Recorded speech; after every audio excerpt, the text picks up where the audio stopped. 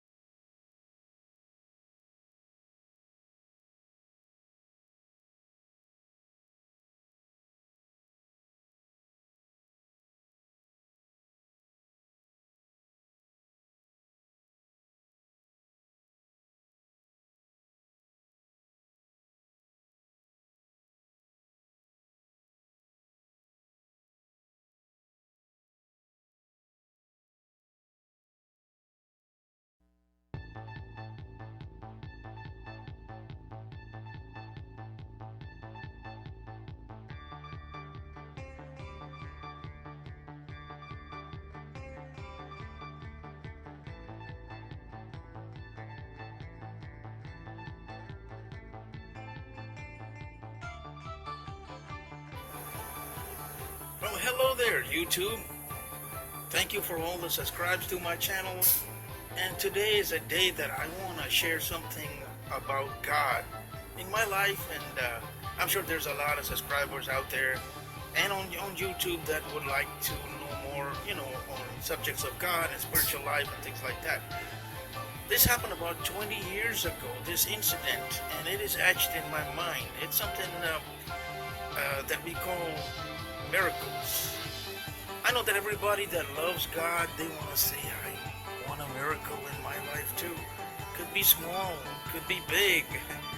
Believe me, you don't know, by just saying that you just want a miracle in your life. And there's times that, in the olden times, the disciples of saints, I remember reading this correctly, that they told this great saint that we work as hard as you do, but we can't perform any miracles. And he told them that you imitate what I do.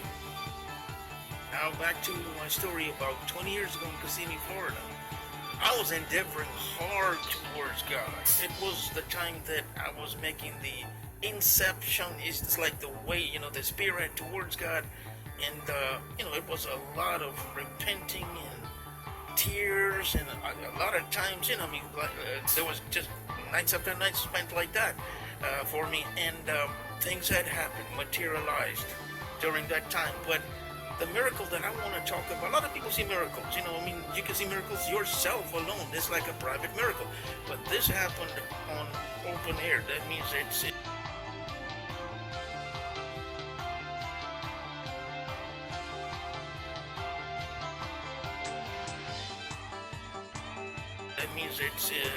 other person can see it. What happened is that I was at a convenience store and they were talking about religion and God and all this, and we got into a mild type of argument, and it was like a challenge that this associate working with me put to me, and I'm like, okay, yeah, so show me a miracle or something. And it was like a challenge that this associate working with me put to me, and I'm like, okay, yeah, so show me a miracle or something like that. Anyway, out of my mouth came these words that, look, I don't want you to be scared, but okay, a customer will come into the store, they will open that door and break a bottle, and I'll go clean it. By that time, my words had just come out of my mouth. A person, as a customer, walked into the store, opened the door, and broke a glass bottle. And I told the guy, now I'm going to go and clean it. Trust and believe, I went home a little bit scared, like,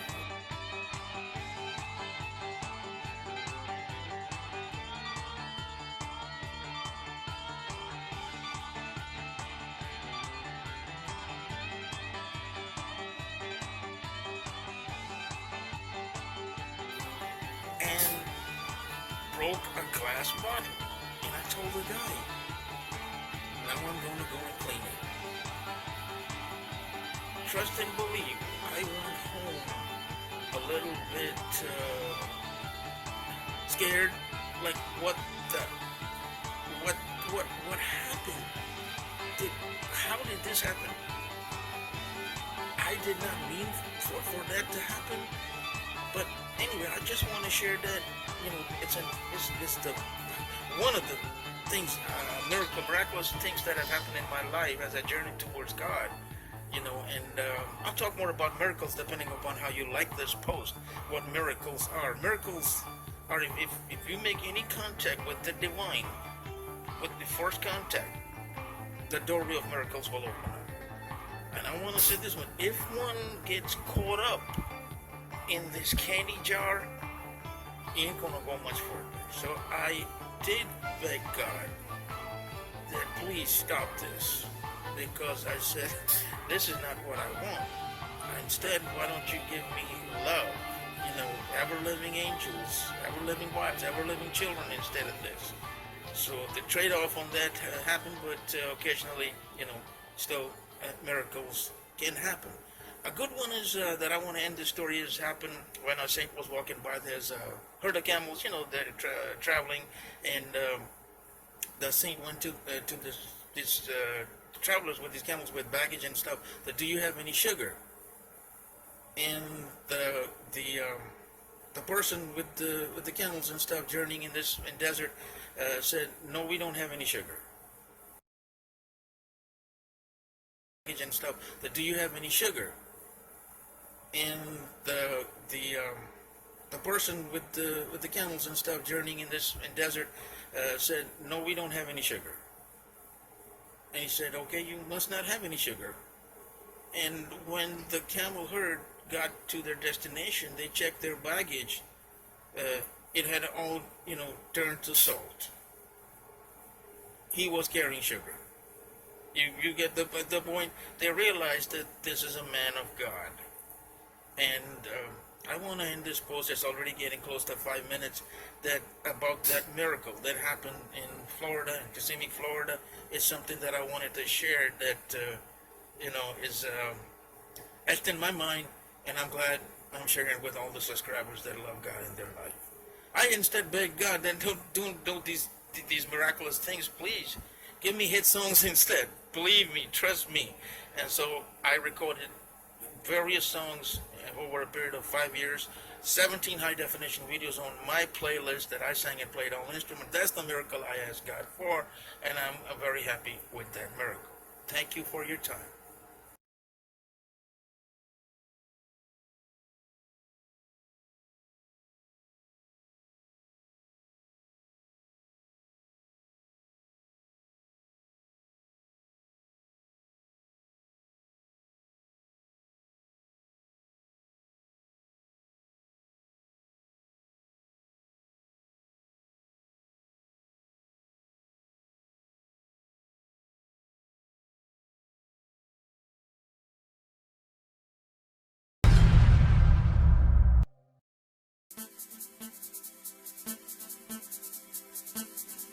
Adventures in the Ear of the Giant by Alexander Beck.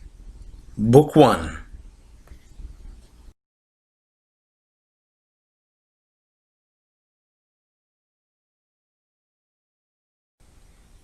This work is dedicated to all my children, friends, and beloveds, the ever-living angels within me. I thank members of the DC Metropolitan Police Department for reading the work and giving feedback. Thank you, Sergeant Luke, Officer Brian Denny, Charlie and Morrison, and friends serving the H Street Northeast overnights in Washington, D.C.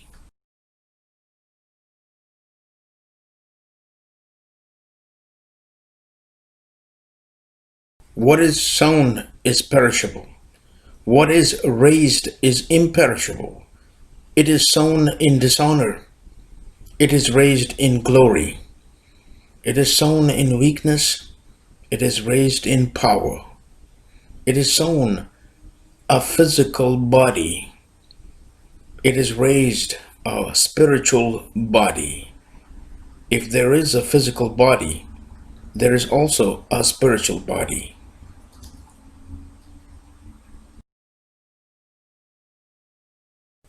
Contents: 1. The Forbidden Zone. 2.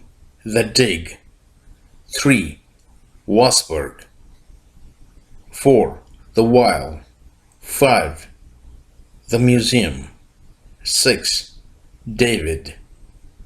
7. Pompey. 8. The Emperor. 9. The Search. 10. The Cave. 11. The Meeting. 12. The Desert. 13. Fear. 14. Supreme Being. 15. Galileo. Preface. Sire, is this what you're looking for? What is it, Doctor? If I can remember correctly, this is a self-sustained recording mechanism, but of course, a considerably late model. Did Sohail the Elder keep a very personal diary? How amusing. How absolutely daring of him. If it worries you, sire, we can destroy it in the laboratory immediately. No, that won't be necessary. You have the proper machine to play it back on? My lord, but there could be matters that are private to the late elder. Dr. Edgebrow, if he wanted to keep it hidden, the elders would not have sent me lengthy memorandums begging me to exhume his rotting body from the tomb 2 years after it all ended. Forgive me, sire. I had no idea. I am taking this device back through time. The time machine is yet an experimental model, sire. What about the aging reversal theory? Or aging forward could be dangerous, sire. Life is one significant risk, Doctor. A battle within a battle. May I ask what year? Somewhere in time. Somewhere around 2017. They were civilized, to my knowledge. The United States of America? The continent would be your best bet. Are you psychic? No. It was a good guess then.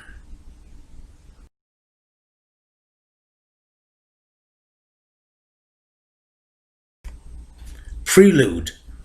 The magnanimous starship Galileo cruised the spellbinding wefts of space. In the command module, Captain Brent Fletcher viewed the latest transmission from Earth. It was short and blunt. Attempt no emergency landings on Earth. No explanation was given, but a short video followed, clearly showing the chaos on the streets. Then the warning repeated itself, snowflaking as it faded. 300 light years away, the stealth shuttles bombarded the front lines. The fearless Argonaut android soldiers kept firing lasers till their metal flesh turned molten red. Pompey rudely laughed sitting on his jeweled electronic throne. Miles away, the young emperor Hattus II gazed through an infrared scope at the inferno of successfully accomplished bombing missions by the Seleucid rebels. Back in the city of the Holy Circle, hundreds sat around the sanctified Holy Circle on the hard-checkered marble floor. In their beating hearts, a newborn fear. Since the mysterious arrival of the entity a month ago, the temples in the surrounding neighborhoods had been coined abandoned. In the hope of a prayer without the pestilent questions and torment from the entity, many rushed to enter the sacred boundaries of the Holy Circle. The entity had started a ruthless conversion process, forming a rudimentary cult, a religion, where it was God. Here and few other holy sites and city of Atlantis are the only places one is protected from the tainted shadows of the entity. Amongst the crowd, Ishmael tensed his tall, muscular body thinking about his wife. 3 days ago, she was killed by the entity in a massacre at a local temple. Tears bubbled down his shady black eyes and dribbled down his bronze cheekbones. In a corner of the temple stood the elders, grouped up, wearing long decorative tunics, listening to the recital of holy books. Ishmael wiped the tears of sorrow and hate from his bloodshot, angry eyes. In his heart, he demanded justice. He had fought bravely on 22 battlegrounds against the persistent and highly mechanized army of the Argonaut androids. In the Saluki army, he was a recognized commando. The high-ranking generals knew he had surpassed the requirements of the Academy of Science, a place where everyone went to awaken the sleeping hemispheres of the human brain. He closed his eyes. He took an oath in his heart to bring an end to the devastation caused by the entity, a beast that could laughingly withstand tremendous firepower aimed at his alien armorized skin. Even the Zabaru technique, hesitatingly tried by the elders to overturn the beast into itself, had unpleasantly failed, butchering the lives of 3 prominent elders, now martyrs in the eyes of the beholders. Ismail has already welcomed the desperate invitation by the Emperor's Council to lead the team sanctioned by Emperor Hattus II.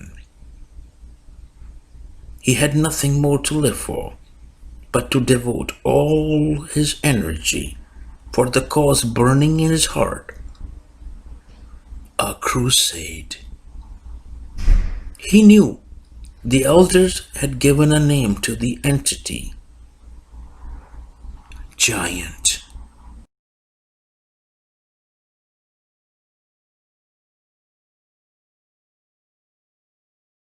Chapter 1.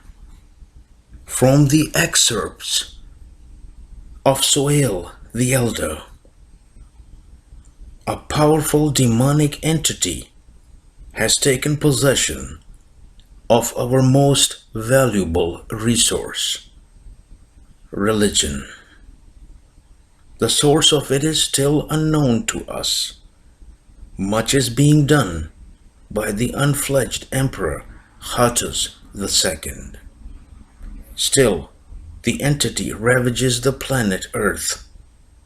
Beware of the creature known to us as the Giant. He was in the Forbidden Zone. He had finally achieved what he sought. The mental stigma and risk to his life was over. A ray of happiness and pride flooded his tired mind, knowing that he had come to reality. He felt alone. He opened his eyes in the sepulchral red darkness and noticed the vial laying outside the circle he had drawn around himself. He unlocked his legs from the yoga position and gingerly picked up the vial. He examined it. He felt assured that the creature was his prisoner, jailed securely in the vial. He stood up, feeling his head spinning. He realized he had not eaten or drank anything in 7 days. He began to move slowly. He did not know where to. His sense of direction was jarred momentarily. He only wished to find the barrier and skillfully transform out of the wall. Samuel Kruger did not do this feat to excite his friends. He did it for the thrill of it, something to break the boredom of building human robots, one of his favorite avocations. But it had gone down the drain like an old book he had read countless times. Maybe I can trust my mother with my newfound secret, he thought. No, no tale telling till I can train the alien beast to be my loyal servant, till I can confide in him. Maybe I should consult the elders. Samuel Kruger's father had passed away when he was sucking his thumb. To fill the generation gap, he had taken up different type of thinking, a life built on logic, mathematics, religion. He was good enough to be mistaken as an android. The whirlwind noise of the bustling, colorful clouds gave him a correct sense of direction. Moments later, he faced the wall, the invincible wall built by the Supreme Being to house the jinns, creatures of the night. Many had died trying what Samuel had accomplished in 7 straining days. He had tried to forget the horrific mental trip as it never happened. But vivid images of terror continued to cast chilling spells in his articulate brain. He would never do it again, he told himself repeatedly. Under any circumstances, traveling in the 5th dimension was a risky adventure. He wished never to see this clandestine world again. He faced the barrier at 50 yards. Samuel enacted the transformation cycle. He had prepared himself for this act, in theory, numerous times. The entry was not at all difficult, but to come out of it, no one had ever made it back. His life in the hands of his creative intelligence. He held the treasure grappled in his right hand. He hoped someday, when he is emotionally ready, that the creature might bring him good luck in his wild ambition to rule the planet, the known worlds. He had planned to bury the creature on the other side of the barrier, somewhere in the vast desert where no one will ever find it, even in dreams of grand illusions. He forced his mental powers to excel within him, closed his eyes and concentrated. If his experimental flight failed, he knew he would die dreadfully, suffocating, swimming hundreds of miles per hour in the thick, colorful clouds. A small tornado began to steam up on the other side of the barrier. He struggled to break through the web of the barrier, the rushing clouds. He saw the moments of his life pass before his eyes like a film fast forwarded the academy, Sabrina, his strict mother, his whole life in abrupt sequences, then finally the test tube. His two split parts struggled with each other to attach to his real self.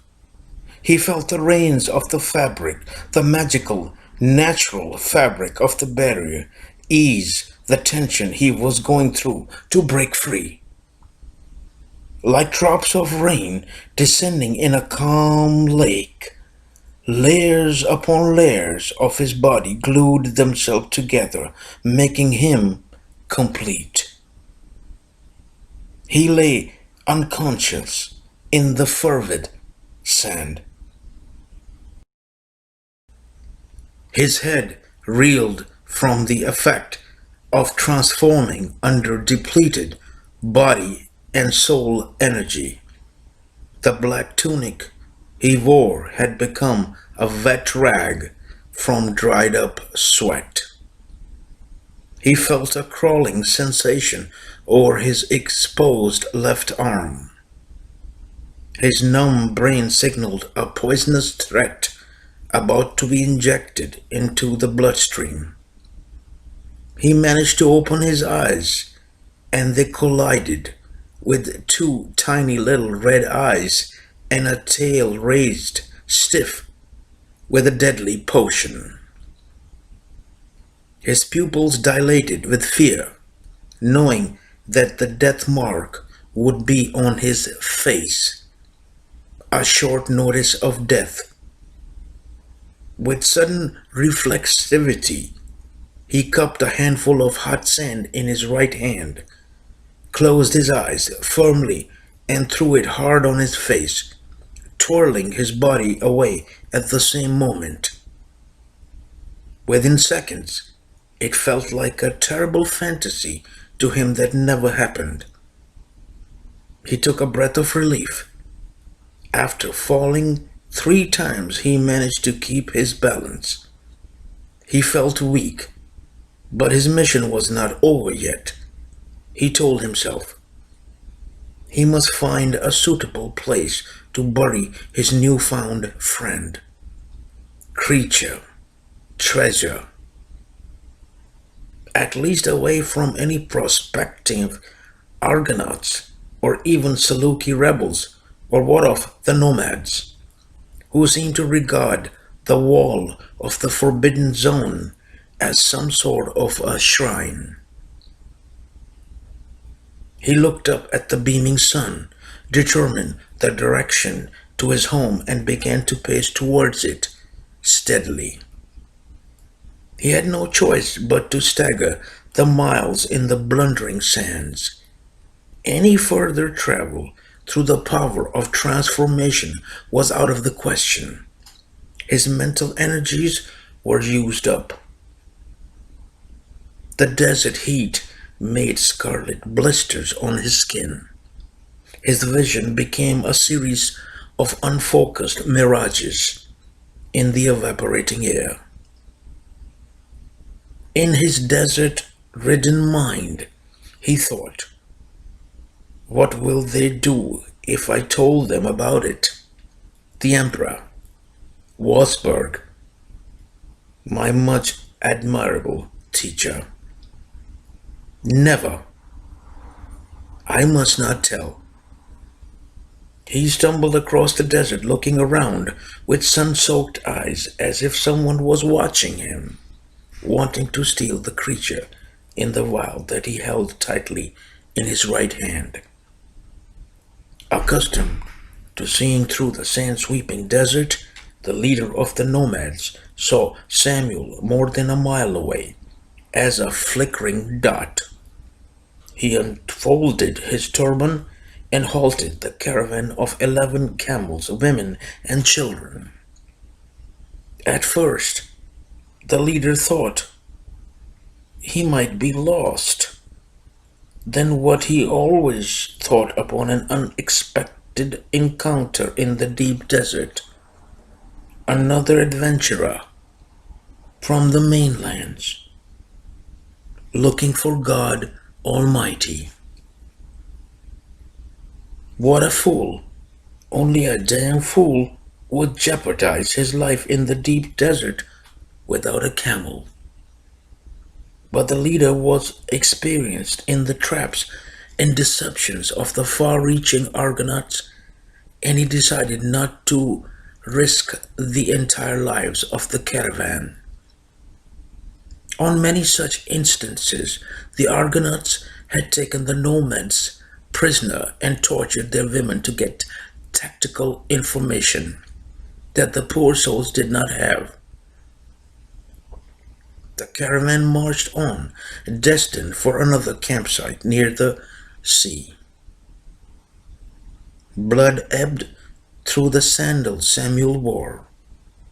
The pain began to play a paramount role in his bodily system.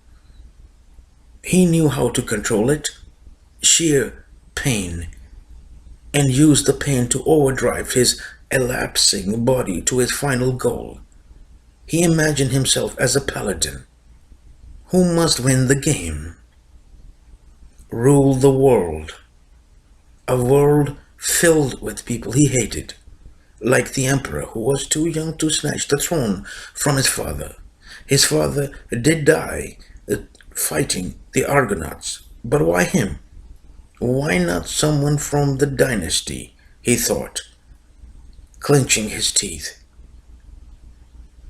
He shoveled with his bare hands. A new acute pain emerged from the tips of his fingers and traveled to the reception centers of his brain. Droplets of sweat ran down his forehead, stinging his very eyes, tickling his mouth, and blistered, swollen lips. The trembling hands continued to make the hole deeper, wider. For a moment he stopped, exhausted, to look at the size and depth of the hole. No, I must do better than that, much better. Sandstorms could uncover it, he babbled to himself. Seconds seemed like hours when he finally stopped his shaking, trembling hands from digging any further. His hands were half baked. He took the vial and placed it neatly in the hole. Before covering the sand piled around the hole, he admired the treasure he had risked so much for. To get within reach of having a chance to capture it, he had to enter the world where many only joked about going, but never did go, even if their sanity was working to a lesser degree.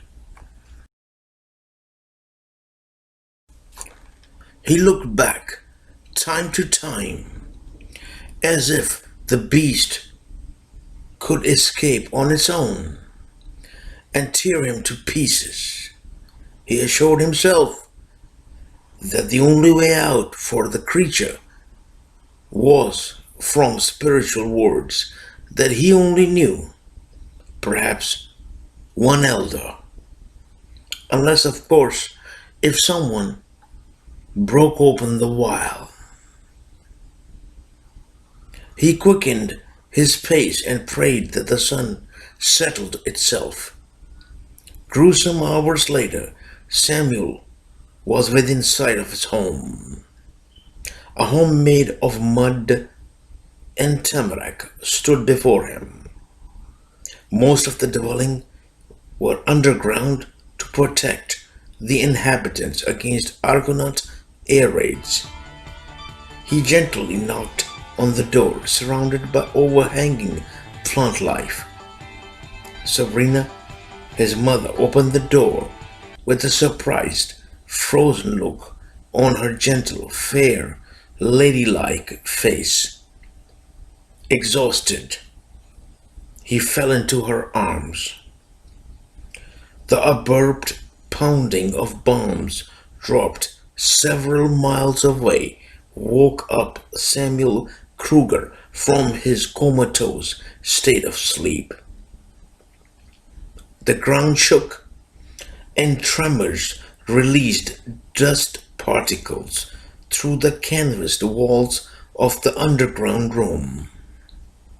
He felt an itching in his right arm.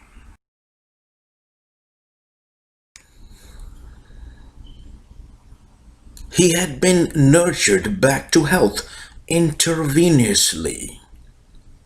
He reached for the remote control that breathed life into his lovely androids and pressed a button pointing it towards the walk-in closet. Angelica opened her doll-like green eyes. She stood next to two other female robots. One had a face missing, and the other without an abdominal plate to cover the exposed circuitry. The tanned plastic flesh wearing a pink negligee moved out of the closet and closed the door. She smiled at him, reflexing her long, sultry blonde hair. She adjusted her shapely body in a seductive fashion, coming towards him. "You have been away for a long time," she spoke as she sat down on the bedside. He gave her another command through the remote control, and she spoke the same sentence in a softer female tonality. "You have been away for a long time, Master." "Yes, Angelica," he replied, caressing her arms and back. "How was it?" she asked.